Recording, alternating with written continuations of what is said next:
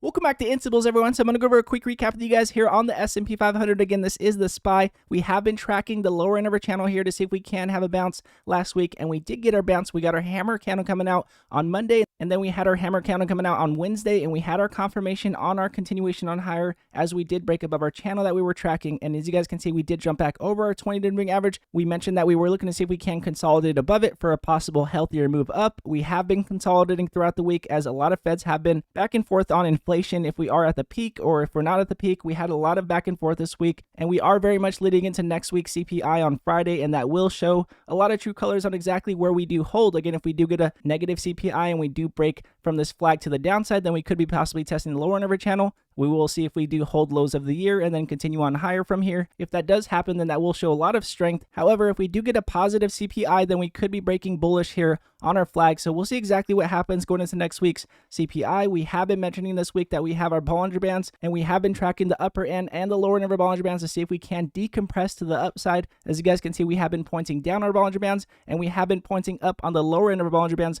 very much showing us consolidation for a possible, again, squeeze either higher or lower. And in my opinion, that very much will show our true colors going into next week's CPI. So we'll see exactly how this plays out. Looking at the MACD here, as you guys can see, we have our EMI lines that were pointing up. We are still below the median of our MACD, so we want to see if we can get our EMI lines above our MACD here to get that strength here in the market. We are having a doji candle coming out, again, very much showing us that we are within consolidation, looking for either, again, that decompression to the upside or the downside here. And again, doji candles represent indecisiveness. So again, very indecisive going into next week, as a lot of Feds have been very indecisive this week on this consolidation. And looking at our relative strength, again, yesterday we were pointing up. We did mention that we were trying to break above our highs that we had from a couple days ago. And as you guys can see, we did not break above our highs from a couple days ago. We are now pointing down. We want to see if we can hold the median of our MACD and then start to point up and break above that high that we had from a couple days ago. So we're going to be looking to see if we can break above that to see if we do continue on higher here. So again, we'll keep that on watch. Again, the relative strength index very much will show us where we may be headed next as we are consolidating within our compression here